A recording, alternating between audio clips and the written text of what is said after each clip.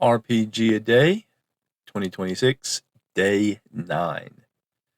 So in this part of the world building that I'm doing, we're talking about one of the 3 area themes that were rolled up for this world. This one is Return of Shadows. Now, the first thing that came to mind, of course, was the creatures, shadows, essentially undead. They're very, if not undead, they're very undead-like. They are, unlike other forms of what you would consider undead, they're not created from the spirits or bodies or both of dead creatures. They are creatures, according to the AD&D Monsters Manual, which is what I'm pulling from. They are creatures that primarily exist in the negative material plane, which is what part of what helps make undead, particularly those that have the energy drain ability.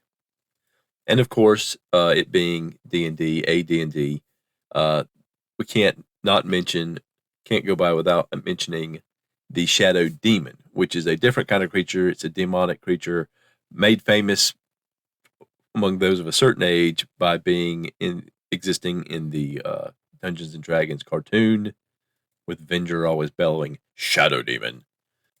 It is, in AD&D terms, a demon imprisoned in the form of a shadow. The other thing you could get from the Return of Shadows is the return of something dark and menacing. And so I looked at it as a way of combining both terms, basically. That shadows and shadow demons, and to an extent all undead, are actually drawn to the star energy of the fallen star, even though it's, kind of like an overwhelming form of life that it gives off. But it's something that they are kind of instinctively drawn to, because a lot of these forms of undead, particularly the more non-corporeal dead, are seeking a form of release. They're seeking to, if they're ghosts or something like that, they're seeking to close out something that in life that is keeping them on this plane of existence. There's some forms of undead that are designed as forms of a former living person or living being that is seeking to wreak havoc on those who tormented it or killed it in a previous life. They're seeking revenge. And of course, things like skeletons and zombies, they're not thinking at all. They're just reacting. But that there's a draw to this star energy that's bringing them in, because it can release them. They may seek it out, as we know that zombies and vampires feed on the living. So this life force that it's putting out draws them in, seeking their form of sustenance. So there's both a spiritual component and a physical desire component to this. And this ties a lot into the vampire leader of one of the factions, who has an attitude of curious neutral, a complication of overcoming darkness, and an advantage of positive vibes.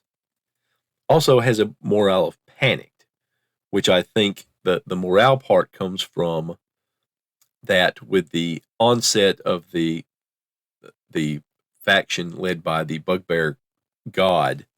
One of its advantage is favorable weather, which I've interpreted as being that it brings a gloom and overcast clouds. It brings darkness and night, kind of a form of it during the daytime, to help protect the creatures that, like goblins and hobgoblins, that prefer the dark. And the side effect of that could be that means in other places, like where the vampire is, there's more light, and maybe even the light extends into the nighttime, because it's being drawn not just physically across the physical realm, but across the temporal realm as well, to always give an advantage to the bugbears, hobgoblins, goblins, and others that are coming to follow this bugbear god. So the vampire is overcoming darkness. Its own darkness, its own form of darkness, is having too much sun. But because of the presence of this star at a distance, it's starting to get some effects where it is. And because it has this sort of similarity to the life force, it's actually kind of juicing up the vampire. And so the vampire has found they can, even though it's panicked because there's too much light, intellectually it knows there's too much light, it's learning that it can actually withstand some sunlight.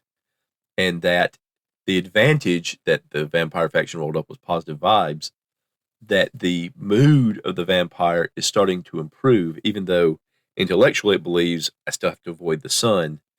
It's starting to understand instinctively that it may not know why, or it may know why, and that's why it's also participating in the starfall recovery, that this star is giving it the ability to act more boldly in daylight, and there's an increasing amount of daylight, than it has been able to.